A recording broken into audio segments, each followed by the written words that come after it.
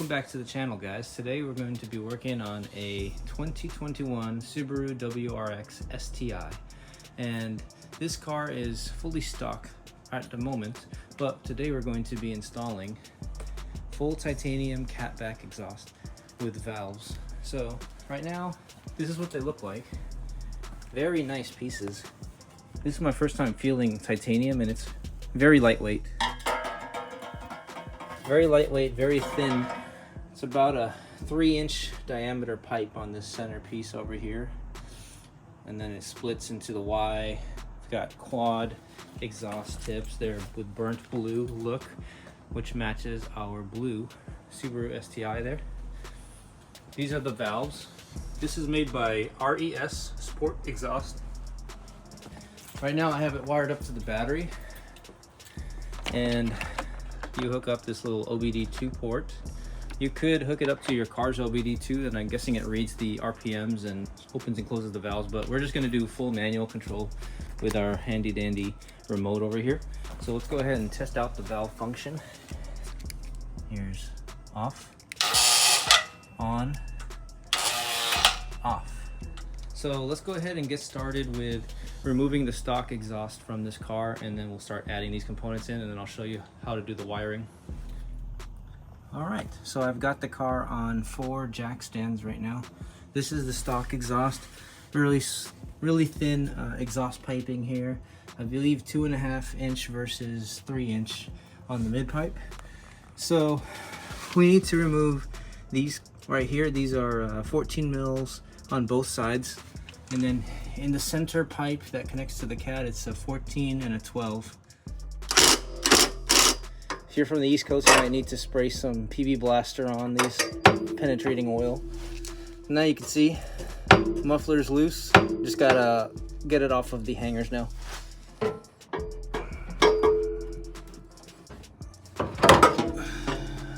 Okay, got it off. This fat muffler's pretty heavy, and it's what's killing a lot of your sound, so we'll be replacing that with a valved exhaust.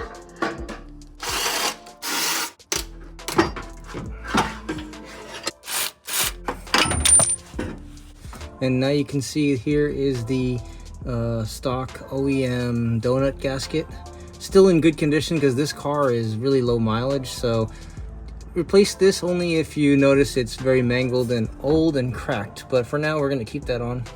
This is the last hanger that's holding on, and this one has a little nipple or notch at the end. That's going to make this a little harder to get off, so I'm going to spray some WD-40 and let's wiggle this out.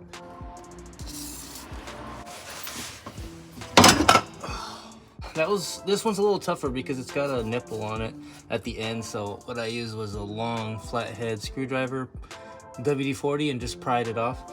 And this mid pipe is very heavy, so just watch your head. So this is the difference between the two. One looks a lot better than the other. So we've got some good news here. Looks like we won't be needing an adapter because this and this is the same diameter, so it'll just slip onto the stock cats. Okay, so I have these loosely bolted on. Don't torque these down yet until you have the rest of the exhaust connected together. So let's move down to the Y pipe.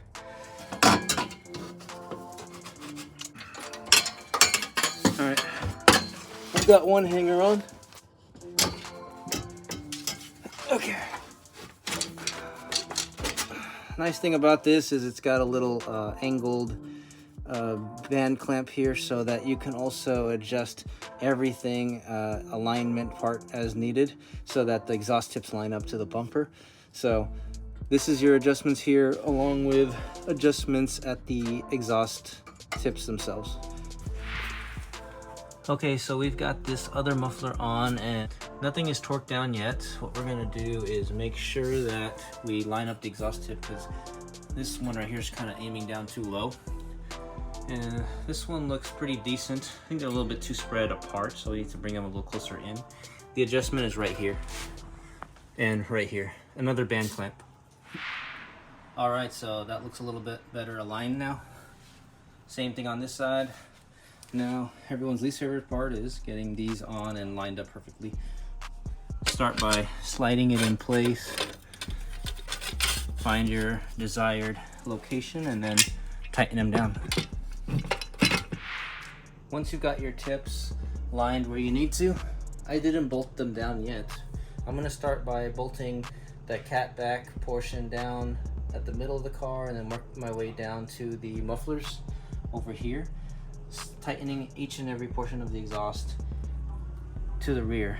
And then we're gonna start lining up the tips at the very end. Here's the fitment on this side and the fitment on the other. Burnt tips look really good with the blue color of the car.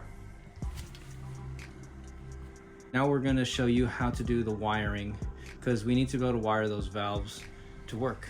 So let's go ahead and get into the inside of the car. You got a few options. You can remove the wheel liner and then remove these rubber grommets, and you have access to get down to the ground.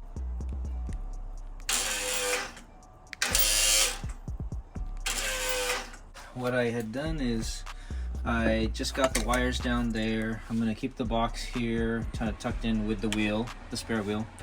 We came up here, found power through the tail light. So this is only gonna work if the tail lights are on, the daytime tail lights, so not the brake lights and other stuff. If you want a better solution, I recommend taking all this wiring and pushing it all the way through these liners and then put it up to the fuse box, or you can use a cigarette lighter as well. They give you a cigarette adapter, but this is the quicker way to do it. Can't wait to see what this sounds like. I'm gonna get all of this tucked in and zip tied kind of neat and tidy, and then the wiring underneath over here that's kind of sticking out like that, we're just going to zip tie out of the way so it doesn't get melted by the hot exhaust.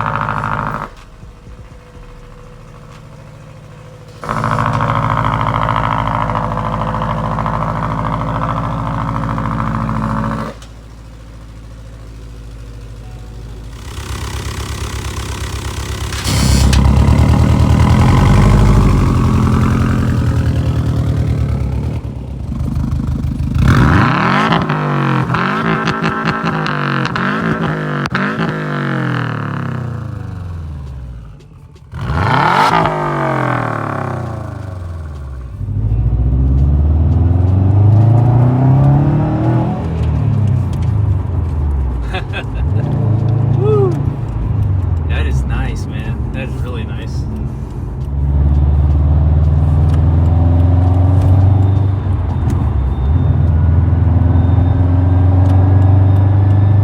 You can hear the turbo whine too. I hear the turbo whistling. Yes.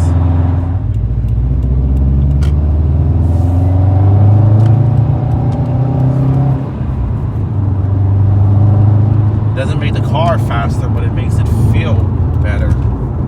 Yeah, no, it's definitely sounds better and feels better. The driving experience, I'm sure, is a lot better than stock, right? Yeah, it's more fun to drive.